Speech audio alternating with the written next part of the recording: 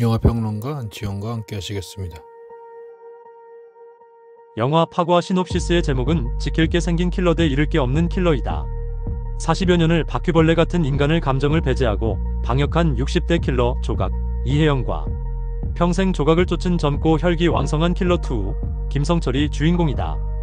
여기서 방역은 말 그대로 해충 제거의 의미로 정확하게는 살인이다. 조각은 과거 28대 1로부터 승리한 살아있는 전설이고 한 번도 방역 임무에 실패한 적이 없는 데모님이다. 그러나 세월과 함께 자신이 키운 회사 신성방역에서도 약간은 퇴물 취급을 받는다. 마스로 설정된 투우가 신성방역에 스카우트되며 둘의 액션 서사가 전개된다. 지킬 게 생긴 킬러는 조각이다. 상처를 입은 어느 날 밤 지켜야 할 건 만들지 말자고 한 죽은 스승류 김무열과 했던 약속에도 불구하고 자신을 치료해준 수의사 강선생 연우진과 그의 딸에게 남다른 감정을 느낀다. 잃을 게 없는 킬러2는 조각에 지킬 것을 파고든다. 여기까지는 익숙한 줄거리다. 약간 변형이 가해지면 늙은 킬러 혹은 은퇴한 늙은 킬러가 되거나 은퇴한 퇴역 군인이 된다. 결말 또한 정해져 있다. 더 할리우드 리포터는 모든 장르를 정복한 베테랑 민규동 감독의 작품 나이 들매의 외로움을 그린 액션 영화라고 평했다고 한다. 칭찬이긴 하나 여기엔 중요한 정보가 빠져있다. 늙은 여자 킬러. 영화 파과의 주인공은 지킬 게 생긴 늙은 여성 킬러이다. 킬러가 늙었고 여성이라는 두 가지 전제는 모두 중요하다. 니키타, 킬빌, 마녀 같은 젊은 여성 킬러를 내세운 액션물과는 달라질 수밖에 없다. 늙은 여성 킬러를 주인공으로 삼았다는 점에서 익숙한 킬러 서사의 문법 또한 흔들리게 된다. 킬러가 등장한 액션물에서 여성성과 노년성이 결합하면 정체성의 주변화가 중첩된다. 남성성과 노년성의 결합에서 예상되는 주변화는 생각보다 두드러지지 않는다. 반면 여성성과 노년성의 결합은 장르적 특성에서 주변화를 급격하게 촉진한다.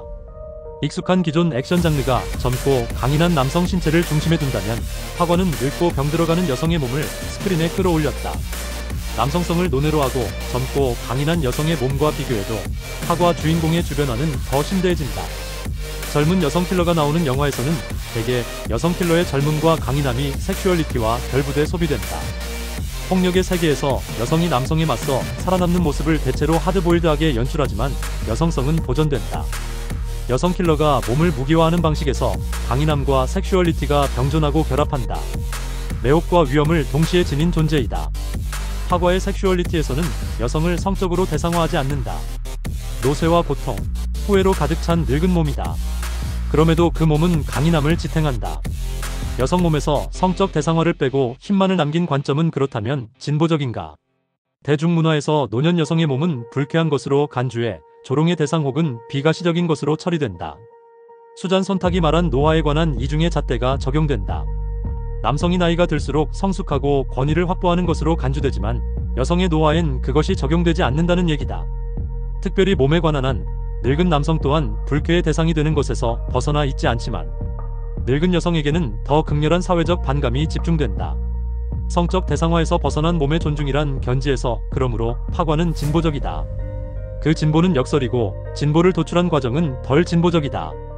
그 진보가 말살된 존재의 윤곽을 복원하는 윤리적 시선이라기보다는 비가시적 존재의 상기를 통한 상업적 차별화에서 비롯하였기 때문이다. 상업적 진보를 그렇다고 엄숙주의를 동원해 폄훼할 까닭은 없다. 진정한 진보는 어쩌면 상업적인 게 맞을 수도 있기 때문이다. 노화한 여성을 가시성과 영향력을 동시에 상실한 존재로 보는 젠더적 폭력에 맞선 의식적 행위가 아니라고 하여도 파과의 상업적 전복은 충분히 의의를 가진다. 따라서 파과라는 제목 또한 의미와의 맥락 안에 한자리를 차지할 수 있게 된다. 기묘한 페미니즘. 노화와 연결된 여성성의 폐기는 이미 오래전 시몬 드 보부아르가 지적했듯이 생식 능력과 섹슈얼리티란 사회적 유용성과 결부된다. 이 영화가 의도하지 않게 페미니즘을 지향했다면 흥미롭게도 좀 애매한 영역으로 논의를 끌고 간다. 노화에 패배하지 않은 여성 킬러의 강인한 몸은 일종의 모성과 보호의 감정의 지평을 연다. 생식 능력과 섹슈얼리티가 사라진다. 로맨스는 없고 보호가 있으며 특히 젊은 남성 킬러와 늙은 여성 킬러 사이의 대결은 모성의 상상력으로 채색된다. 늙은 여성 킬러가 젊은 남성, 강선생을 보호한다는 설정은 일반적인 액션 서사의 권력 구조를 미러링하여 전복한 것이지만 늙은 여성 킬러와 젊은 남성 킬러 사이의 대치는 모성을 복원한다.